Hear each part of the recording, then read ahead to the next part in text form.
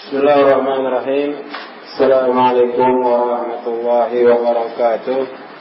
Innal hamdalillah nahmaduhu wa nasta'inuhu wa nastaghfiruh wa na'udzu billahi min shururi anfusina wa sayyiati a'malina. May yahdihillahu fala mudilla lahu wa may yudlil fala hadiya lahu. Asyhadu an la ilaha illallah wahdahu la syarika lahu وأشهد أن محمدا عبده ورسوله. اللهم صل على محمد وعلى أهل بيته وعلى أزواجه وذرياته كما صليت على آل إبراهيم وبارك على محمد وعلى أهل بيته وعلى أزواجه وذرياته كما باركت على آل إبراهيم إنك حميد مجيد. Ikhwani fiddin, a'azzakumullah. Kita melanjutkan kembali pelajaran kita dari kitab Syarh Sunnah Al-Imam Al-Barbahari rahimahullah ta'ala. Kita masuk pada ucapan beliau selanjutnya, wahdar sighar al-muhdatsati min al-umur fa inna saghira al-bid'i ya'udu hatta yasira kabira. Kata beliau rahimahullah, hati-hatilah kamu dari bid'ah-bid'ah yang kecil, karena bid'ah yang kecil itu nanti akan menjadi besar. Jangan disepelekan. Dan wa kadzalika kullu bid'atin uhditsat fi hadhil ummah kana awwaluha saghiran. Begitu juga setiap bid'ah yang dimunculkan di umat ini dulu awalnya kecil. Yushbihul haqqa, hampir mirip dengan kebenaran. Faghtarra bidzalika man dakhala fiha, tertipu dengannya orang yang masuk ke dalamnya. Seperti itu kata beliau. Falam yastati' al-khuruj minha, kemudian dia tidak mampu keluar dari bid'ah itu. Wa'adumat, menjadi besar. Wa sarat dinan yudanu biha, dan menjadi agama yang dianut. Fakhalafa as-siratal mustaqima, kemudian dia pun akhirnya menyelisihi jalan yang lurus. Fakharaja minal Islam, akibatnya dia keluar dari Islam. Jadi kata beliau, berhati-hati dari perkara yang bid'ah. Sudah kita bahas, atau perlu kita ketahui bahwa bid'ah itu terbagi dua. Bid'ah yang bisa membuat pelakunya kafir, keluar dari Islam, dan bid'ah yang membuat pelakunya tidak sampai keluar daripada Islam. Bid'ah yang membuat pelakunya keluar daripada Islam itu adalah perkara bid'ah yang berkaitan dengan akidah. Dia mencetuskan keyakinan-keyakinan yang baru yang tidak ada dari Islam, seperti keyakinan Allah bersatu dengan dirinya. Dia meyakini Allah bersatu dengan dia. Itu adalah keyakinan yang membuat pelakunya keluar dari Islam. Atau dia meyakini Allah bersatu dengan alam. Itu juga bid'ah yang membuat pelakunya bisa keluar daripada Islam. Adapun yang tidak membuat dia keluar daripada Islam, ya perkara yang dia masih dalam furu' agama, perkara-perkara furu' cabang. Maka kata beliau, hati-hati kamu dari bid'ah yang kecil. Nanti dia akan jadi besar. Nanti dia akan menjadi besar. Seperti itulah bid'ah yang muncul di umat ini. Awalnya kecil, mirip dengan kebenaran sehingga banyak orang tertipu. Contohnya adalah bid'ahnya Syiah. Awalnya kecil, hanya menyatakan kecintaan kepada Ahlul Bait. Lama-lama akhirnya mengkafirkan Abu Bakar dan Umar. Lama-lama akhirnya menganggap Ali bin Abi Thalib adalah Tuhan. Seperti itu. Dan setelah dia masuk, payah dia keluar dari perkara itu. Ditangkap mereka oleh Ali bin Abi Thalib radhiyallahu anhu, dihukum bakar. Ketika dibakar itu, kata mereka, makin yakin mereka Ali itu adalah Allah. Karena mereka katakan la yu'adzibu bin nari illahu. Tidak ada yang menyiksa dengan api kecuali Allah. Sekarang Ali menghukum kami dengan api, berarti memang dia itu Allah. Walaupun sebetulnya para sahabat berbeda pendapat tentang keputusan itu. Sebagian berpendapat jangan pakai api, dipancung saja. Tapi karena Ali bin Abi Thalib sebagai Amirul Mukminin, dia yang memegang keputusan. Akhirnya sebagiannya ketika mau dibakar melarikan diri. Itu awalnya adalah kecil hingga menjadi besar. Tertipu orang yang masuk ke dalamnya karena atas nama apa? Pembelaan kepada ahlul bait. Seperti Abdullah bin Sabah, Yahudi yang masuk Islam, dia menampakkan diri sebagai orang saleh, rajin ibadah, rajin salat, rajin puasa, rajin membaca Al-Quran. Orang pun tertipu dengan kesolehan dia. Seperti kemarin kita bahas, bahwasanya orang-orang ini selalu tertipu dengan penampilan. Mereka melihat ada orang saleh, rajin ibadah, sholat, puasa, baca Quran, itu mereka lebih cintai dibanding seorang alim yang duduk menelaah kitab. Karena mereka tidak tahu bahwasannya belajar itu, ilmu itu adalah ibadah. Kemudian dia tidak bisa keluar daripadanya. Kenapa? Karena bid'ah itu lebih dicintai oleh iblis daripada maksiat. Iblis lebih suka kepada bid'ah dibanding maksiat. Karena maksiat yutabu minha, masih bisa orangnya diharapkan taubat. Orang yang dia minum khamar, dia berzina, dia mencuri, dia tahu dia itu sedang berbuat dosa. Tetapi ketika dia berbuat bid'ah, dia merasa dirinya itu sedang berbuat amalan taat, sedang berbuat baik. Maka sulit dia untuk bisa bertaubat. Maka bid'ah itu lebih dicintai oleh iblis daripada maksiat. Maka dia pun payah keluar daripada bid'ah, karena dia merasa sedang berbuat kebaikan. Kemudian lihat orang-orang yang berkecimpung dalam bid'ah, ketika dia dinasihati, dia marah. Karena apa? Dia merasa sedang berbuat amal soleh, terus dilarang.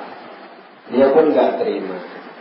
Maka bid'ah itu menjadi besar hingga menjadi sebuah agama. Ya, seperti Syiah contoh. Jadi sebuah agama tersendiri, punya Quran tersendiri, punya kaifiat salat sendiri, punya keyakinan sendiri. Maka dia menyelisihi jalan yang lurus. Akibatnya dia keluar daripada Islam. Begitu juga bid'ah yang kecil, tertipu orang dengan alasan zikir itu baik, mengingat Allah. Allah menyatakan fazkurullaha dzikran katsira. Ingatlah Allah sebanyak-banyaknya. Wa aqimis salata li dzikri, dan tegakkanlah salat untuk mengingat aku, kata Allah. Begitu banyak ayat-ayat yang menceritakan perintah untuk berzikir. Kemudian mereka buat zikir-zikir sendiri, mirip dengan kebenaran. Mereka tambah-tambahi zikir yang diajarkan oleh Nabi. Nabi mengajarkan selesai sholat istighfar aja, astagfirullah, astagfirullah. Tapi datangnya tambahi al-azim, tambah sikit aja. Al-azim, astagfirullahaladzim, astagfirullahaladzim, astagfirullahaladzim. Padahal dicari sampai koyak pun kita hadis itu nggak dapat tambahan al-azim. Dia tambahi sikit. Akhirnya dia menyelisihi jalan yang lurus. Mirip dia dengan kebenaran. Apalagi ketika zikir ada yang nangis-nangis, ada yang terharu, ada yang meraung-raung kemudian pingsan. Wah, Masya Allah. Apakah kayak gini dibilang sesat? 3 kali orang yang bilang sesat. Kan seperti itu. Fanzur rahimakallah, maka lihatlah semoga Allah merahmatimu. Kullu man sami'ta kalamuhu min ahli zamanika khassa. Lihatlah semoga Allah merahmatimu setiap orang yang kamu dengar omongannya yang hidup di zamanmu secara khusus. Wala ta'jilan, jangan kamu tergesa-gesa menerimanya. Wala tadkhulanna fi syai'in minhu hatta tas'ala wa tanzur. Dan jangan kamu masuk kepada pernyataannya sampai kamu tanya dan kamu lihat. Hal takallama bihi ashabu Rasulillah. Apakah ada sahabat-sahabat Rasulullah SAW mengucapkan pendapat itu? Aw ahadun minal ulama, atau ada ulama, salah seorang ulama yang berpendapat dengan pendapat itu. Tinggal gitu saja. Fa'in wajadta fi atharan anhu fatamassak bihi. Kalau kamu dapati pada perkara itu ada athar riwayat dari para ulama, peganglah. Wala tujawizhu li syai'in, jangan kamu tinggalkan karena sesuatu. Wala taktar alai syai'an, jangan pilih yang lain. Fatasquta binnar, akibatnya kamu bisa jatuh ke dalam neraka nanti. Meninggalkan apa yang dinyatakan oleh para sahabat Rasulullah. Hati-hati. Maka ketika mau perkara itu kita ikuti, kita tengok apakah ada dalilnya, apakah ada hujahnya dalam perkara itu. Kalau ada hujahnya, ya kita ikuti. Seperti itu. Seperti kata Imam Ahmad rahimahullah, qaulu Malik wa qaulu Zawri wa qaulu Abi Hanifah kulluhu indi rabb wa kulluhu indi sawa, innamal hujjatu fil athar. Pendapatnya Malik, Sufyan al-Thawri, Abu Hanifah dan yang lainnya, bagi saya sama saja, itu pendapat. Tapi yang pendapat yang benar itu adalah yang ada hujah daripada Rasulullah SAW. Ada asar padanya. Jadi kan gak repot. Kalau sunnah gak repot. Kamu kenapa begini? Apa dalilmu? Ini dalilku, selesai. Kamu kenapa gitu? Ada dalilnya? Gak ada. Enggak. Kamu sebelum akhir Ramadan, kenapa kamu mainnya salat tarawihnya tengah malam? Ada dalil kamu? Tidak ada. Enggak buat. Sini sebelah akhir masih tengah malam juga, enggak? Enggak ada. Tahajud boleh. Tahajud sendiri-sendiri.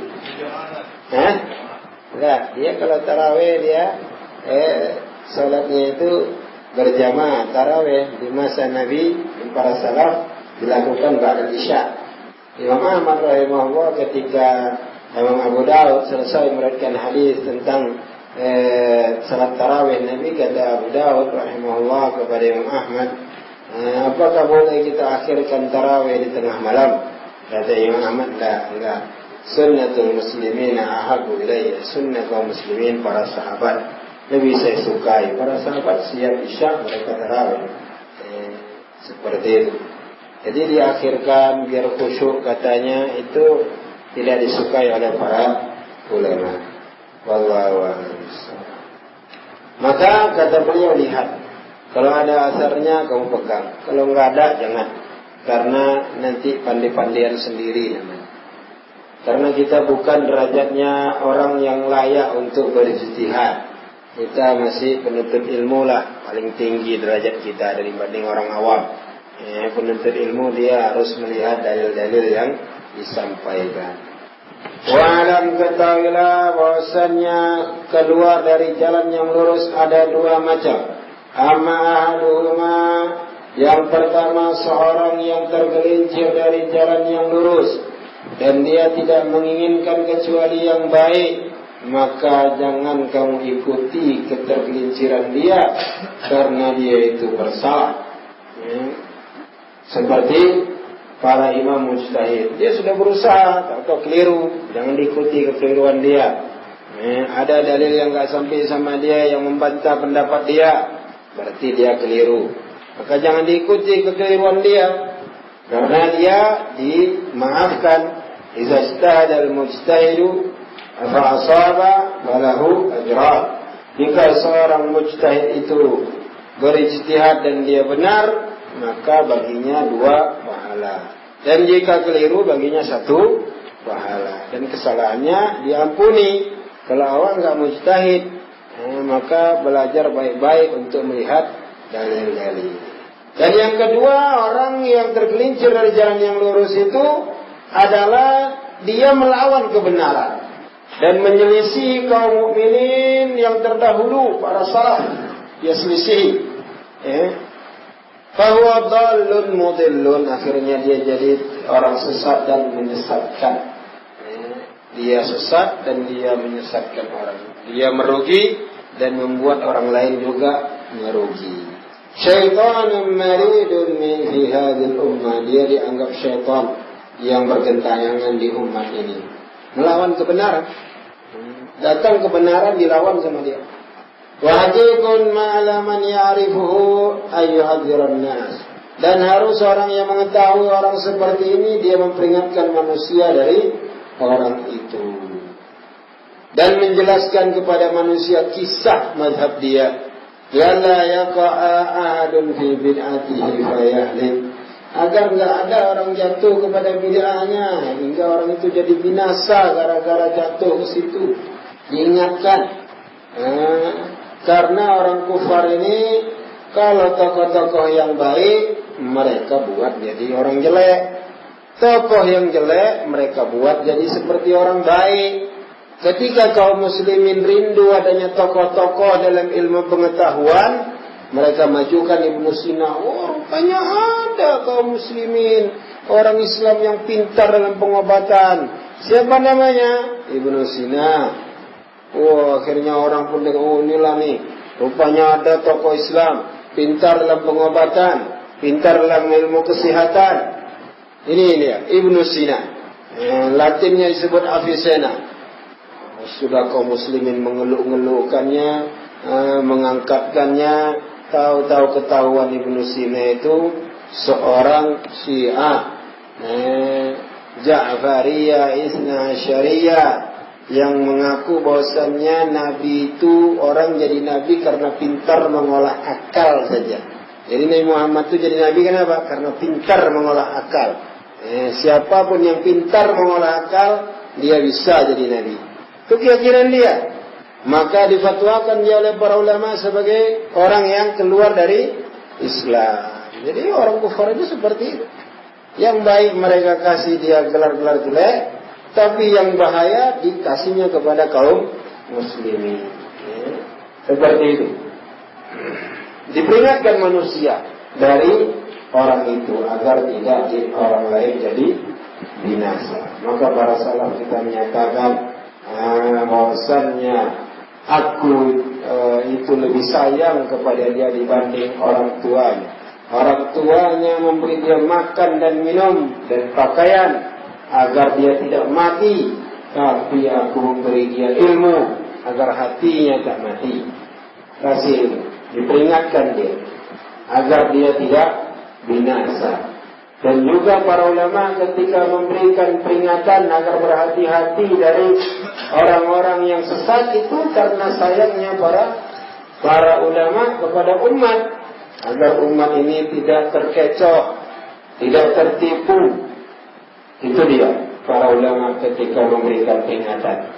Maka para ulama adalah orang-orang yang sangat sayang kepada umat ini. Mereka jaga agar umat ini selamat dari orang-orang yang bisa merusak agama mereka. Maka beliau orang yang tahu harus memberitahu bahaya orang tersebut agar orang lain tidak binasa. Seperti itu para ulama kita ketika memberikan peringatan-peringatan. Kadang-kadang kita merasa, kenapa dia orang yang begitu hebat kok bisa? Salman Audah, Salman Audah itu kalau ceramah di Riyadh itu jalan langsung tertutup oleh orang yang hadir. Karena dia orang orator, hebat dalam berbicara. Seperti itu. Tapi para ulama memperingatkan umat dari mereka. Karena apa? Mereka membawa benih-benih pemikiran khawarij, menghina para penguasa, menghina para ulama. Akhirnya para ulama memfatwakan agar dia ditangkap dan dipenjarakan. Karena apa? Karena para ulama kasihan kepada umat. Tidak ingin melihat umat itu rusak. Waliyahzubillah. Maka para ulama memberikan peringatan. Begitu juga ketika para ulama memberikan peringatan dari yang lain. Karena khawatir orang itu akan menyesatkan umat. Seperti Usama bin Laden diperingatkan oleh para ulama karena dia merusak umat. Dia selalu menghasut kaum muslimin untuk memberontak kepada penguasanya. Dia selalu membuat negeri-negeri kaum muslimin jadi rusak. Kata Syekh Muqbil rahimahullah, kalau kamu datang kepada Usama bin Laden, kamu katakan kami mau bangun masjid, kami butuh bantuan, dia akan katakan nanti saya akan lihat dulu tentang dananya. Tapi kalau kamu katakan kami butuh senjata sekian pucuk, butuh alat perang sekian buah, maka dia akan berikan itu dengan segera. Kami mau perang dengan pemerintah kami, dia akan segera bantu. Usama bin Laden. Seperti yang dinyatakan oleh Syekh Muqbil. Dia peringatkanlah umat agar hati-hati dari dia. Tapi umat sebagian enggak ngerti, menganggap dia sebagai pejuang Islam. Begitu juga dengan Saddam. Syekh bin Baz memfatwakan dia kafir. Orang sekarang menganggap apa? Wah, dia adalah pejuang Islam, berani melawan Amerika. Terangkanlah Syekh bin Baz kenapa dia kafir. Dia punya keyakinan-keyakinan yang kufur. Begitu juga ketika para ulama memperingatkan dari kekufuran yang lainnya. Itu juga karena bahayanya besar bagi umat, maka diperingatkan. Itu dia, orang tergelincir dari jalan yang lurus karena dia melawan kepada jalan yang lurus tersebut. Tidak mau dia mengikuti jalan yang lurus. Kata beliau berikutnya, wa'alam rahimakallah, ketahuilah semoga Allah merahmati kamu, annahu bahasanya tidak sempurna Islam seorang hamba hatta yakuna muttabi'an musaddiqan musalliman, sampai dia jadi orang yang ittiba, membenarkan sunnah, dan orang yang berserah diri kepada Allah. Ya, karena para ulama memberikan tahliran itu, akhirnya al-bid'ah dari kalangan sufi menyatakan apa? Tengok tuh al-hadis. Al-hadis itu orangnya mulutnya kotor-kotor. Sikit-sikit bilang kadzab, bulan jelek apalannya, bulan penipu. Kotor mulutnya. Gitu mereka sebut ulama al-hadis. Tengok kita nggak ada celah-celah orang. Kita baik-baik saja. Tapi kalau ulama al-hadis, ulama yang orang sunnah, tengok tuh. Bulan sesat, bulan menyimpang. Tapi kalau kita enggak, kita tak ada celah-celah orang. Kita bagus-bagus saja dakwah. Kalau tidak ada seperti itu, akan rusak agama ini. Hadis Rasulullah akan dipalsukan orang. Akan suka hati orang, sesuka hati saja orang berkata atas nama Rasulullah SAW. Jadi begitu baik pun Imam Bukhari, orang sufi nggak suka sama Imam Bukhari. Begitu besar jasanya Imam Muslim, orang sufi nggak suka sama Imam Muslim. Begitu besar jasanya Abu Dawud, Tirmidzi, Nasai, Ibnu Majah, Imam Ahmad dan yang lainnya kepada umat ini, meriwayatkan hadis-hadis Rasulullah, menerangkan mana yang sahih, mana yang dhaif, tetap ada saja orang yang membenci mereka. Seperti itu. Maka kata Imam Syafi'i rahimahullah, ridwan nas ghayatun la tudrak. Kamu mau disenangi oleh semua manusia, diridhoi, dicintai, disukai, itu tujuan yang tidak akan bisa kamu capai. Gak akan bisa kamu disenangi semua orang, gak akan bisa. Kamu kesana disenangi orang, kesini disenangi orang, gak bisa. Al-bid'ah senang sama kamu, al-sunnah senang sama, gak bisa. Nabi Muhammad kurang apa bagusnya? Masih banyak orang yang benci sama dia. Abu Bakar kurang apa bagusnya? Syiah benci sama dia. Umar kurang apa bagusnya? Syiah benci sama dia. Utsman kurang apa? Benci Khawarij sama dia. Dikepung Khawarij dia. Dikepung pengikut Allah bin Sabah dia. Seorang tua umur 80 tahun ditusuk badannya dengan belasan tusukan. Utsman bin Affan ketika dibunuh itu umurnya 80 tahun. Orang yang sudah putih jenggotnya, nggak malu Khawarij itu melawan orang tua. Mereka kepung rumah Utsman bin Affan radhiyallahu anhu. Di akhirnya kata Utsman bin Affan, ketika dia hari itu akan terbunuh malamnya, dia katakan pada pagi harinya, ketika dia terbangun dari tidurnya, dia katakan kepada istrinya dan orang di rumahnya, tadi aku mimpi bertemu dengan Rasulullah, dengan Abu Bakar, jumpa aku sama Umar. Dalam mimpiku kata mereka, ya Utsman, kamu nanti akan berbuka puasa bersama kami. Wahai Utsman, nanti kamu akan berbuka puasa bersama kami. Maka terbangunlah Utsman, kata Utsman, nampaknya ini syarat aku akan terbunuh. Kata istrinya, enggak, kamu tidak akan terbunuh. Maka ketika malam terbunuhnya itu dia minta dipakaikan celana, diikat yang kuat agar tidak terbuka auratnya. Maka dia baca Al-Quran, dia suruh pulang semuanya, para sahabat dan anak-anak sahabat yang menjaga dia, budak-budaknya disuruhnya memasukkan kembali pedang-pedangnya. Siapa yang memasukkan pedangnya merdeka, kata Utsman bin Affan. Merdeka dia dari budak saya. Mereka ragu-ragu, dimasukkan merdeka, tapi nanti Utsman dibunuh orang karena sudah dikepung rumahnya. Serba salah. Kata Utsman, biar saya menerima apa yang Allah putuskan kepada saya. Sahabat sudah datang kepada Utsman bin Affan, wahai Khalifah, ucapkanlah suatu perintah, biar kami hajar nih orang yang ngepung-ngepung rumah kamu ini, demonstran ini. Kata Utsman bin Affan, saya tidak akan ucapkan satu kata yang menyebabkan tumpah darahnya tertumpahnya darah kaum muslimin. Kalau Utsman bilang apa? Hajar tuh, putus tuh semuanya. Tapi yang tumpah darahnya itu darah siapa? Darah muslimin juga, yang jahil-jahil itu. Karena banyak yang terikut-ikut itu juhala. Ayo. Dikasih nanti nasi sebungkus. Nanti dikasih selesai acara ini satu orang 50 ringgit kan, takut. Ikut dia. Bahaya. Seperti itu.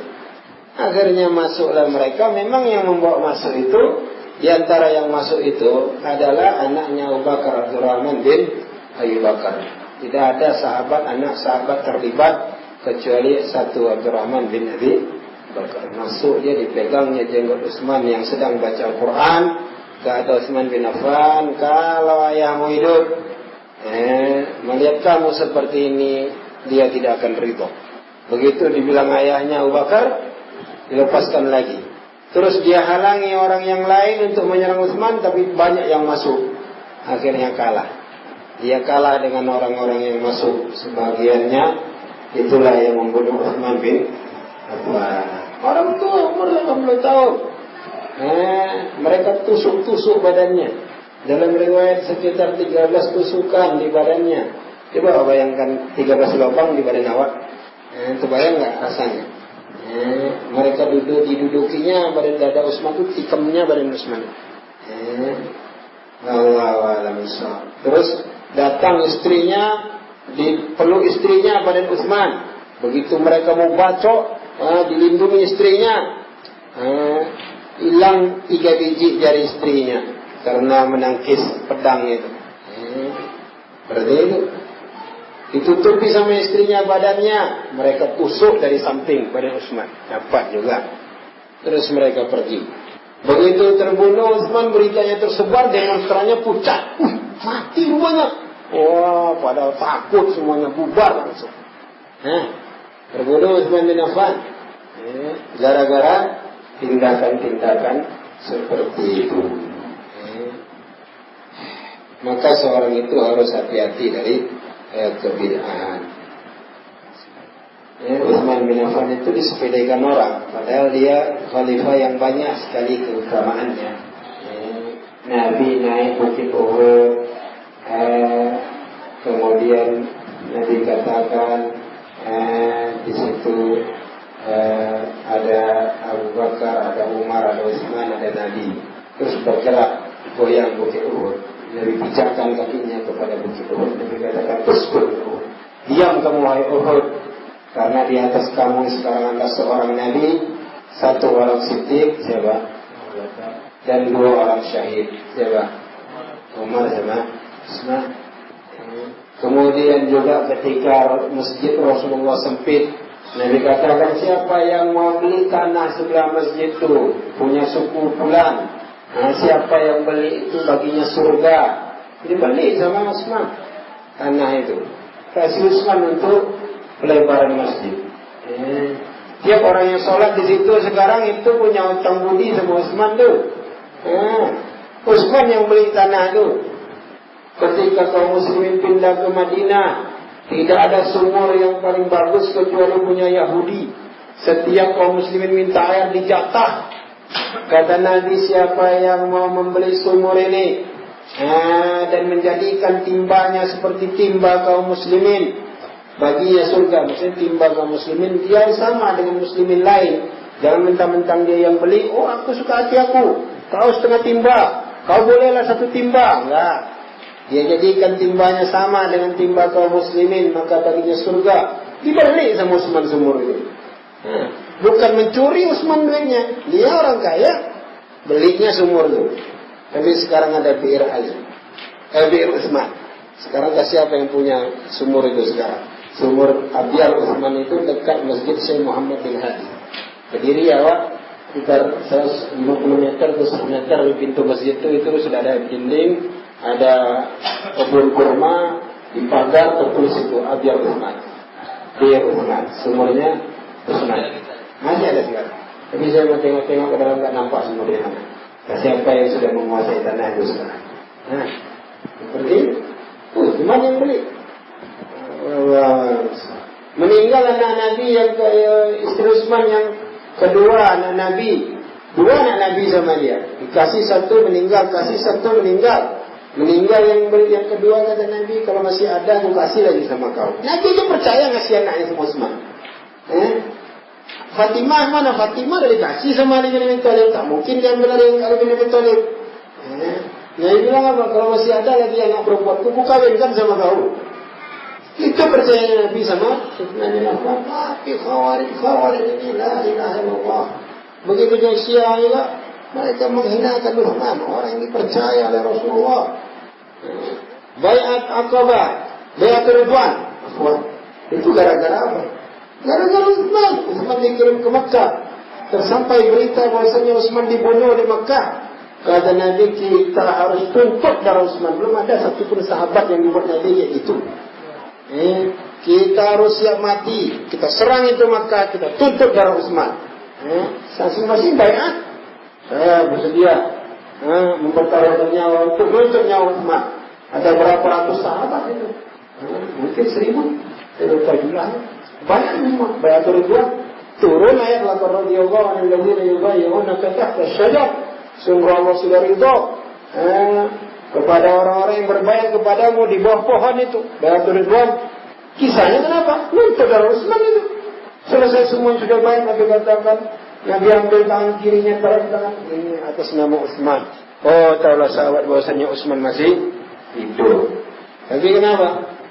Dengan berita kematian Utsman itu sampai Nabi tuntut, ajak sahabat untuk menuntut darah Utsman. Coba.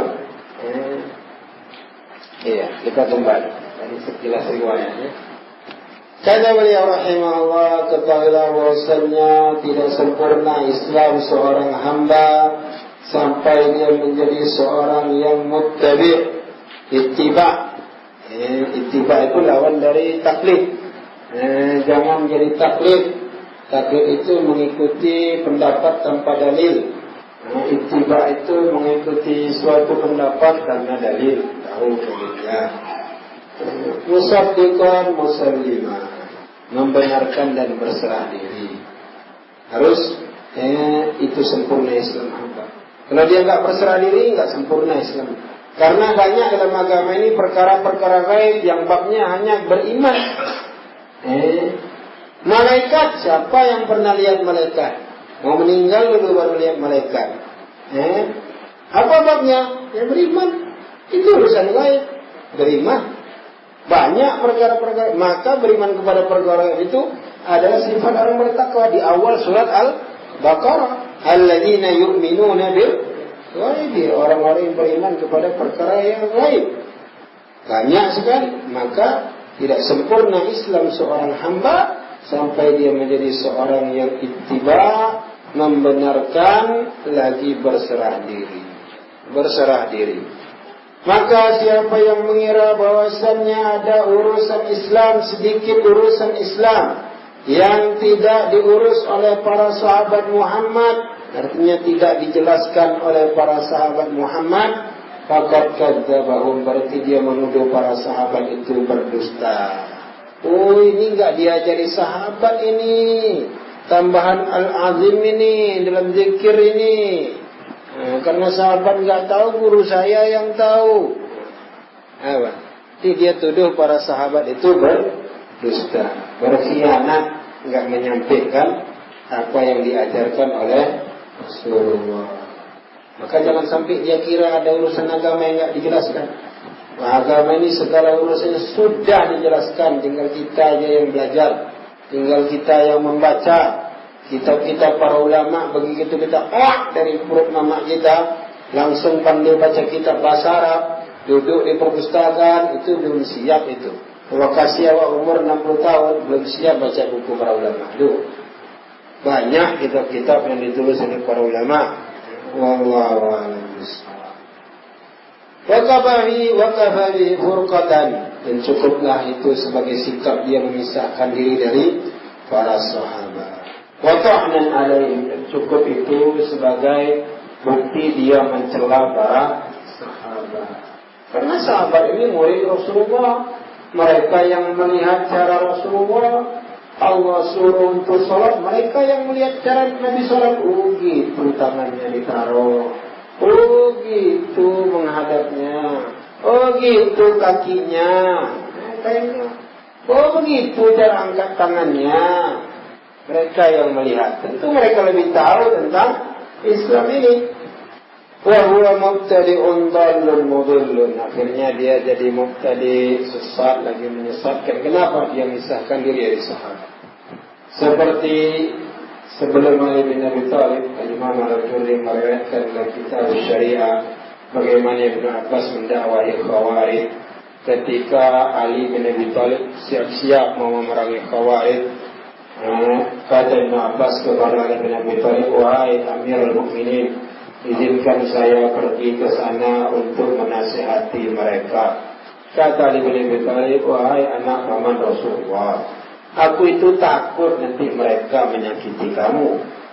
Kata Ibn Abbas, semoga tidak, insyaAllah. Maka berangkat Ibn Abbas.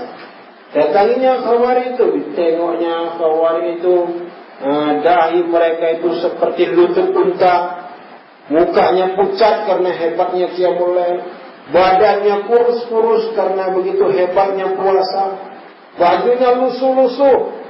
Ibn Abbas pakai baju bagus, bajunya bagus. Kata Khawarij, apanya nih pakaian kamu nih? Kata Ibn Abbas, loh kok kamu malah menyalahkan? Nabi aja pernah pakai lebih bagus dari punyaku ini. Pernah pakai Nabi, masa aku pakai gini aja salah? Kata mereka, ada apa kamu datang kemari wahai anak paman Rasulullah? Aku datang kemari dari, kata Ibn Abbas, anak paman Rasulullah juga, yaitu Ali bin Abi Thalib. Dan aku tidak ada melihat, aku datang dari sisi para sahabat. Kata Ibn Abbas, enggak ku tengok ada sahabat yang sama kalian. Artinya enggak ada sahabat bersama Khawarij. Enggak ku tengok satu pun sahabat ada bersama kalian. Itu buktinya apa? Mereka pandai-pandaian sendiri. Enggak ada sahabat yang membela mereka. Terus aku mau berbicara dengan kalian. Kata yang lain, oh jangan berbicara dengan dia. Allah katakan orang Quraisy itu suka bertengkar, balhum qaumun khasimun. Pada Quraisy yang mana yang suka bertengkar itu? Tapi ayat musyrikin itu dipakaikannya kepada Ibnu Abbas. Ini Ibnu Abbas Quraisy nih, tengkar nih. Salah pakai ayat itu sama mereka. Akhirnya duduklah sebagiannya, yang lain juga duduk. Kata Ibn Abbas, sampaikan kepadaku apa sebabnya kalian memerangi anak paman Rasulullah itu. Kata mereka ada 3. Pertama, sudah diajaknya kami perang dengan Aisyah. Setelah menang, tidak boleh kami mengambil rampasan perang. Apa pula namanya itu? Dia halalkannya darah mereka, tapi tidak dihalalkannya hartanya. Terus kata Ibn Abbas, dia waktu itu berjanjian antara dia, utusan dia Abu Musa dengan utusan Muawiyah, Amr bin Al-As. Waktu itu Ali bin Abi Thalib mencopot gelar Amirul Mukminin. Kalau dia bukan Amirul Mukminin, berarti dia Amirul Kafirin. Amirul Mukminin apa? Pemimpin orang beriman. Dilepaskannya gelar itu, berarti dia pemimpin orang kafir. Terus yang ketiga, dia menerima muhakamah, saling bertahkim, saling menyerahkan urusan kepada utusan. Padahal hukum itu milik Allah, kata mereka. Kalau nggak salah yang nomor 3-nya itu nomor 2 itu masalah Aisyah, perang dengan Aisyah. Pokoknya 3 perkara itu, saya lupa urutannya. Kata Ibn Abbas, kalau nanti kujelaskan sama kalian, mau kalian tobat? Mau? Kata mereka. Pertama, kalian bilang dia mau berhukum dengan utusan dia dan utusan Muawiyah, bicara dan menyerahkan itu kepada utusan masing-masing. Itu kalian ingkari. Ya, apakah kalian lupa bahwasannya dalam masalah orang melanggar di musim haji itu ada Allah katakan apa? Tentang tahkim yang itu dihukum oleh orang yang adil di antara kalian. Dam, kamu musim haji, sedang haji kok nangkap merpati kamu, ini denda kamu. Ada yang ngasih denda, bukan Allah yang ngasih denda. Diserahkan sama dia ngasih dendanya. Ingat. Terus yang kedua juga contohnya ketika suami istri bertengkar. Bukankah Allah katakan dalam Al-Quran, fab'athu hakaman min ahlihi wa hakaman min ahliha. Si laki-laki kirim utusan, si perempuan kirim utusan. Utusannya bertemu, utusannya yang berdialog. Apa keluhan perempuan sampaikan sama utusannya, apa keluhan laki-laki sampaikan sama utusannya. Karena kalau dijumpakan mungkin ribut. Sudah ditemukan dan menerima apa yang diputuskan oleh masing-masing utusan. Bukankah seperti itu? Iya. Dalam urusan sebuah rumah tangga saja Allah suruh untuk mendamaikan itu pakai utusan. Ini urusannya orang banyak. Kata Ibn Abbas, tentu lebih layak lagi ini dipakai. Ini urusannya baca-bacaan ini. Kalau suami istri mungkin pukul-pukulan. Ini urusannya baca-bacaan.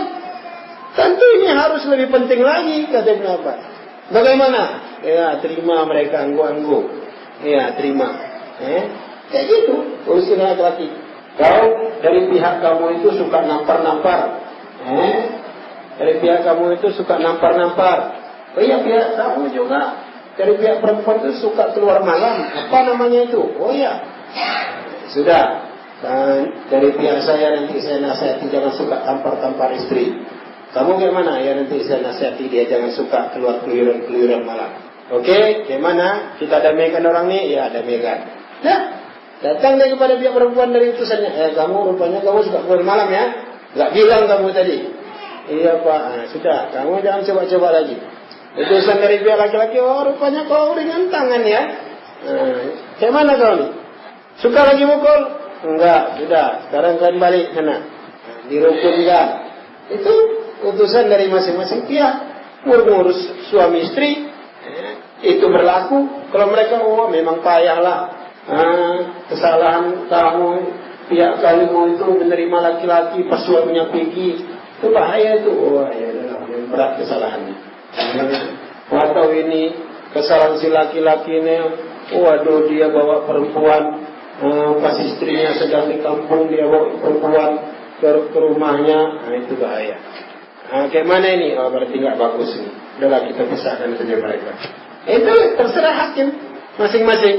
Balik perempuan ya, kalau sama dia nggak cocok, cerai. Itu hakam. Anggu-anggu khawaritnya ya. Yang kedua, kalian diajak perang melawan Aisyah.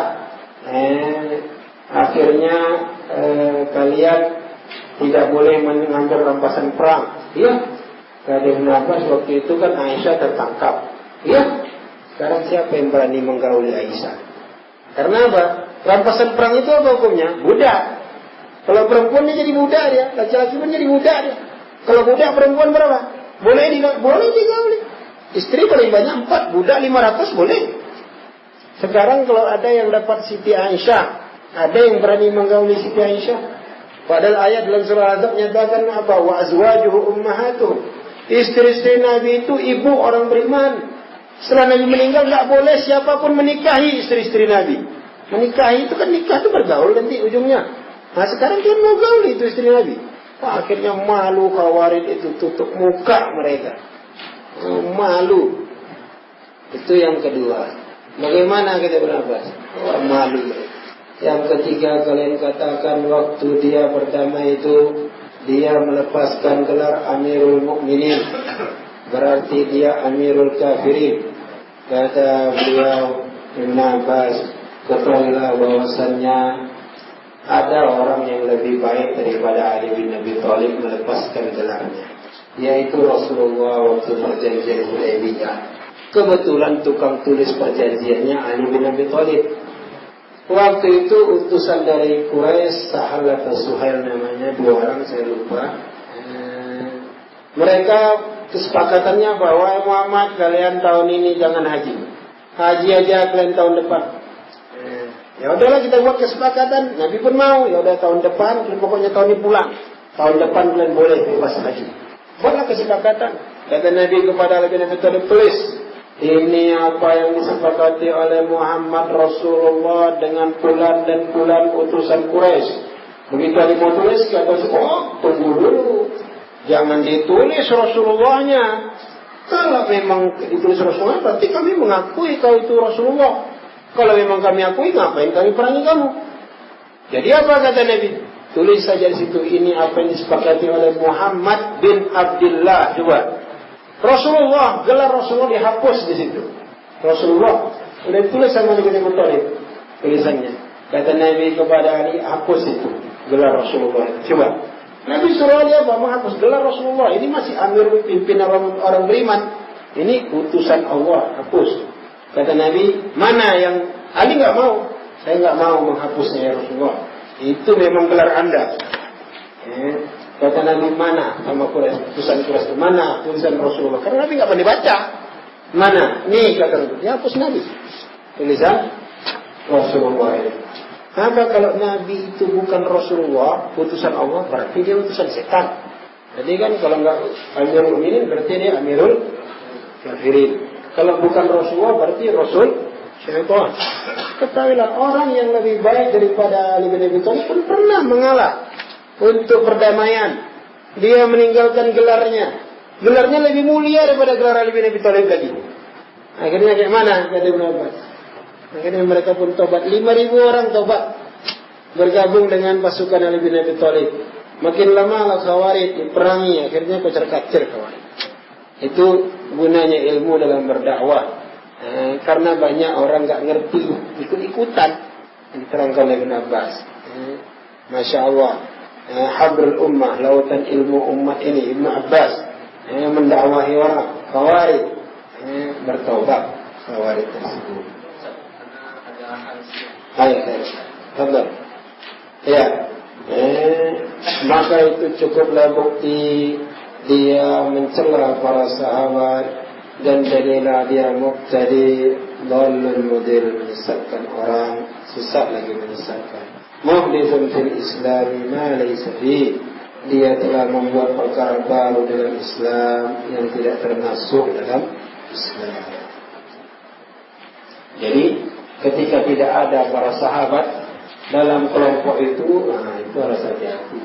Khawarij tidak ada sahabat yang membelai, maka harus mereka merasa takut ketika mazhab mereka itu tidak ada sahabat yang semazhab dengan mereka.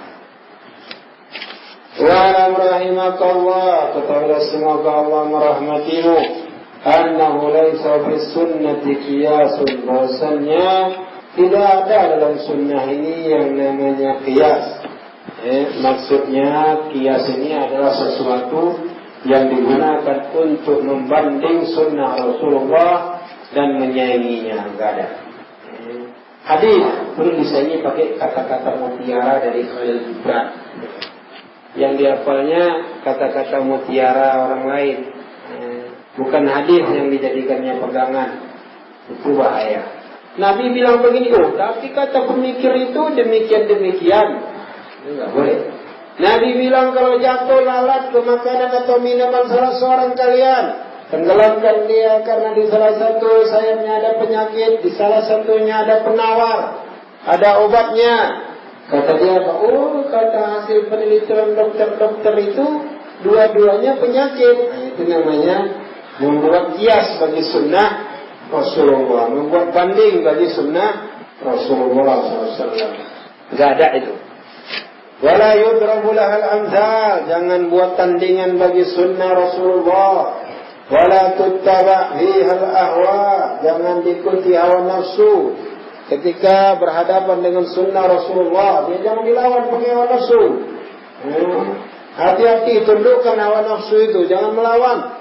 Wa innama huwa tasdiq, yang ada dalam sunnah Rasulullah itu adalah at-tasdiq, membenarkan bi athari Rasulullah, terhadap riwayat-riwayat dari Rasulullah.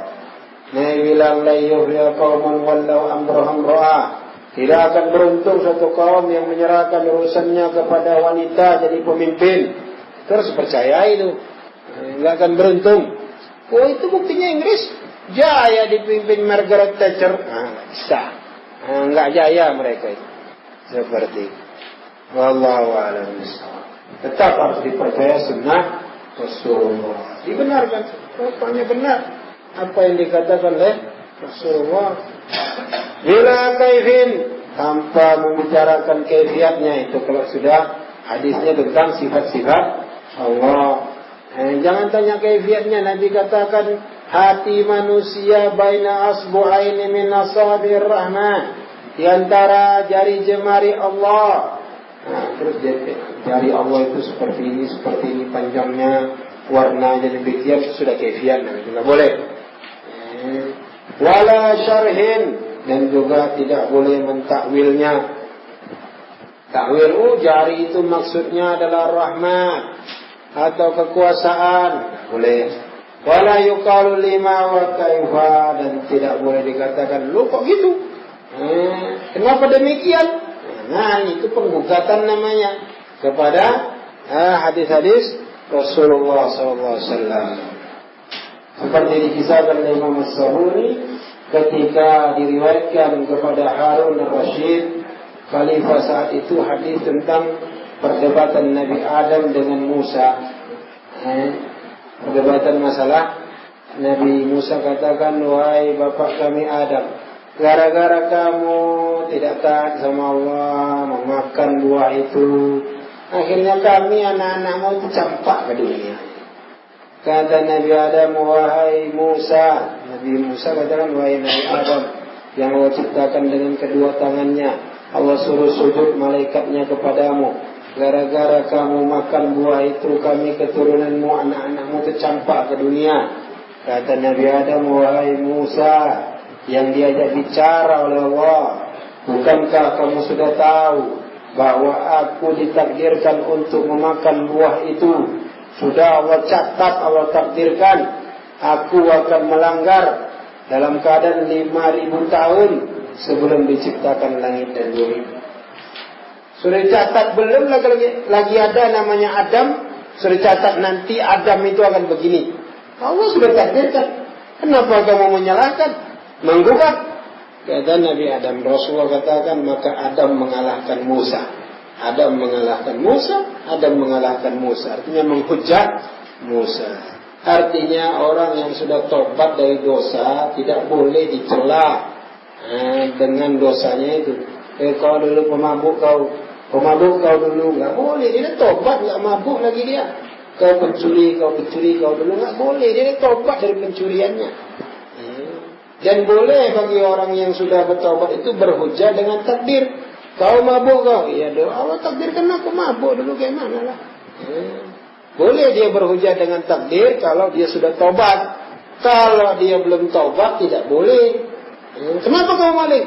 Allah takdirkan 5.000 tahun sebelum menciptakan langit dan bumi, kayak yang kita dengar waktu kajian itu. Alasannya aku itu akan menjadi maling. Nggak boleh, dalam keadaan dia belum taubat, nggak boleh berhujah dengan takdir. Dari mana kamu tahu bahwasannya kamu akan jadi maling? Kecuali setelah kamu maling. Seperti itu. Wallahu. Maka Ahlussunnah menyatakan takdir tidak boleh dipakai untuk membela dosa. Takdir dipakai untuk menghadapi musibah. Ini takdir Allah. Qadarullah, rumah kita terbakar. Atau qadarullah, tadi kita jatuh kecelakaan.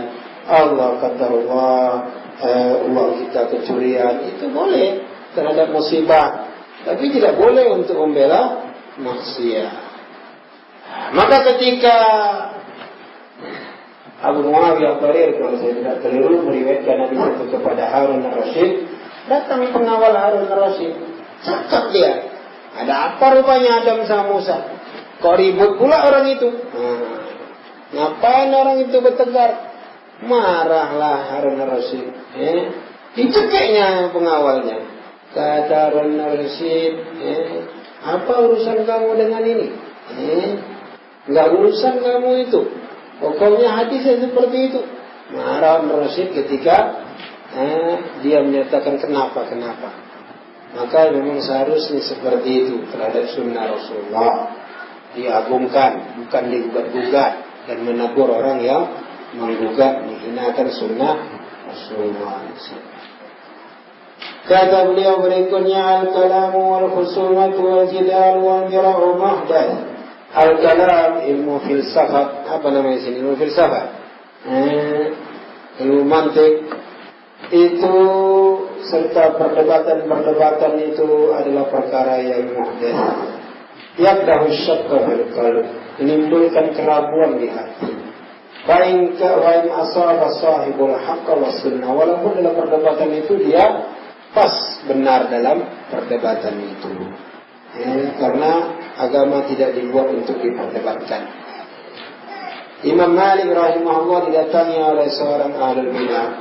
Wahai Imam, saya ingin berdebat dengan anda. Kata Imam Malik, in ghalabtuka, kalau aku bisa mengalahkan kau, saya akan ikut anda. Kata orang tadi. In ghalabtani, kalau kamu mengalahkan saya, ya anda harus ikut saya. Kata orang tadi. Kata Imam Malik, kalau ada nanti orang lain bisa mengalahkan kita, ya kita ikut dia. Berdebat, kalah kita ikut dia. Kata Imam Malik, ra'aituka tuhibbut tanaqqul. Ku tengok kamu itu, kulihat kamu orang suka pindah-pindah dalam mazhab ini. Carilah orang yang suka pindah-pindah seperti kamu. Saya sudah tentram dengan agama saya. Seperti itu. Karena orang berdebat tinggal pandai dia mengolah kata, mengolah ucapan, pandai dia membual, dah menang dia. Itu kalau dalam masalah pengolahan kata dan perdebatan. Siapa yang keras suaranya, siapa yang pandai meyakinkan hadirin, dia yang menang. Bukan kebenaran yang menang. Allahu a'lam bishawab. Itu bisa menimbulkan keraguan dalam hati. Berdebat itu meragukan hati, menimbulkan penyakit. Maka para ulama itu nggak suka berdebat, nggak mau berdebat dengan al-bid'ah. Al-bid'ah itu paling bagus adalah tidak didengar omongannya. Dan al-bid'ah itu sangat sakit kalau omongannya nggak didengar. Maka datang mereka kepada Muhammad bin Sirin, rahimahullah. Wahai Muhammad bin Sirin, saya mau menyampaikan bicara kepada anda. Kata beliau, enggak, saya enggak mau cakap sama anda. Kalau gitu saya bacakanlah satu ayat Al-Quran sama anda. Kata Imam Malik, enggak, setengah ayat pun enggak. Wala nisful kalimah, setengah kalimat pun tidak. Terus dia bicara juga, ditutup Ibnu Sirin kupingnya. Dibilangnya sama anaknya, ya nak, tutup juga kupingmu. Pergi orang itu. Terus kata muridnya, loh kenapa sampai ayat Al-Quran saja anda tidak mau mendengarkan? Kata beliau, saya khawatir nanti ayat itu dibaca dengan bacaan yang salah, yang mendukung mazhabnya. Terus akhirnya kesalahan itu tertanam dalam hati saya. Karena memang syaitan itu membuat hati kita lebih cepat mengingat yang salah. Awak baca berita lebih cepat ingat daripada baca Quran. Dah bolak-balik Quran itu awak baca, bolak-balik, melusuh Quran itu, boleh hafal-hafal juga awak surat itu. Tapi dihadirkan sikit nanti buku cerita, awak baca sikit, hafal awak cerita. Hati itu kepada yang jelek itu begitu cepat menerimanya. Itu yang dikhawatirkan oleh beliau. Nanti dia baca, terus teringat bacaan yang salah itu. Wallahu a'lam bishawab. Kita lanjutkan kapan lagi nanti? Sampai maghrib aja acara kita ini. Iya, nanti lagi nggak ada.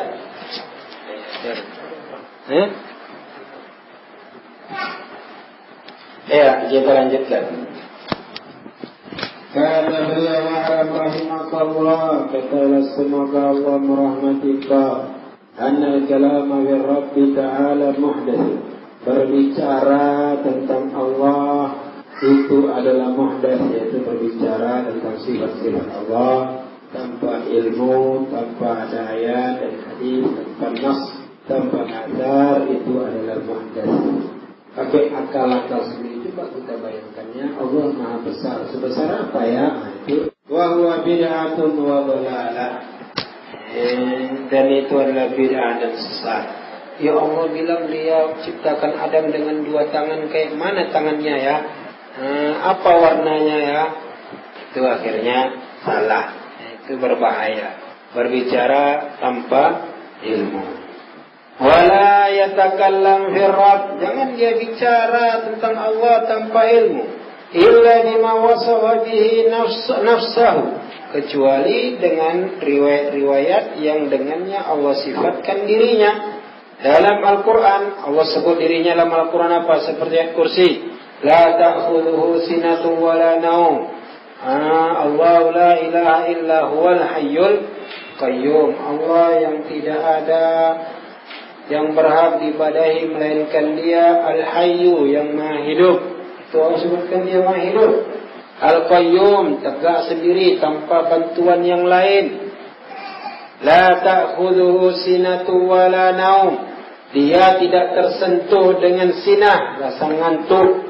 Wala naum, juga tidur. Berarti di ayat itu Allah katakan apa? Dia tidak ngantuk, dia tidak tidur.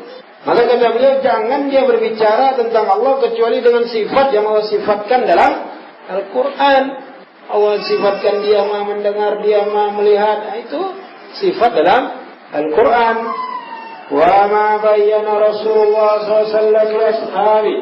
Dan juga dengan apa yang dijelaskan oleh Rasulullah SAW bagi para sahabatnya. Maka berbicara tentang sifat-sifat Allah itu berdasarkan juga hadis Rasulullah SAW. Gak boleh dia berdasarkan pikiran dia, hayalan dia, lamunan dia. Seperti di Indonesia ada aliran